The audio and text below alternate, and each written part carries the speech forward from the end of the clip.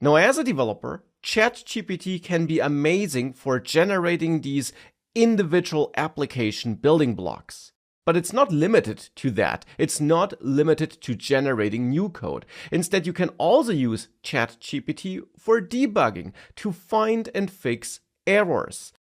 And to do that, you can report errors that you're getting when running your code, plus maybe any relevant code snippets that might be needed, to ChatGPT to speed up the debugging process and to find and fix errors quickly. So that instead of going through the code manually, you can let ChatGPT help you. And to show you how ChatGPT could be used for debugging, I built a very simple dummy Python project here. A very simple Python program that generates some dummy stock data. Now this program here contains a bug. And by the way, you find this file attached, and if you have Python installed, you should be able to run this program. Or to be precise, you should not be able to run it, because if I try to run it here, I actually get an error as soon as I enter the amount of dummy data points that should be generated.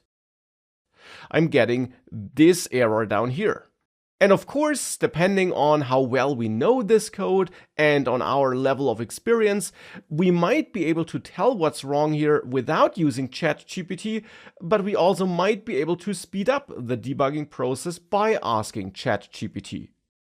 And to do that, I'll first copy the entire code, and then we can go to ChatGPT, and we could start setting up our prompt like this, where we again specify our role and our goal here, that we want ChatGPT to take a look at an existing code base and suggest a solution to a bug that's in that code base.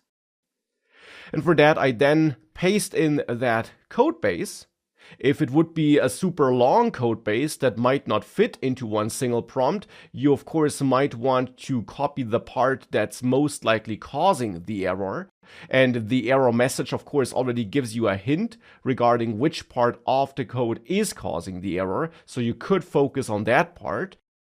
But here I'm simply taking the entire code base, and I then also add another piece of information, another piece of context to that prompt.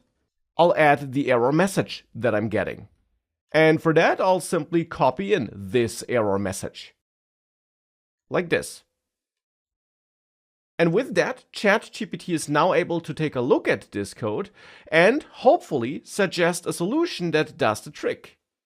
And indeed here, it actually gives me the entire code base again, the entire fixed code base, I should say, but it also already told me what the problem is, and it correctly identified the problem, that I basically did not convert the input data to a number by using the int function as I should do it.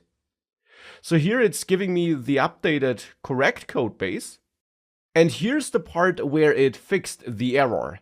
This conversion here is important, and this conversion, which I just showed you, is missing in my code here.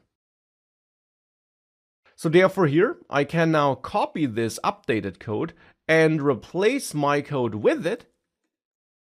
And once done, if I now run this code again, now it works and it does generate this dummy stock data. So using ChatGPT for debugging is another very valid use case that can boost your productivity.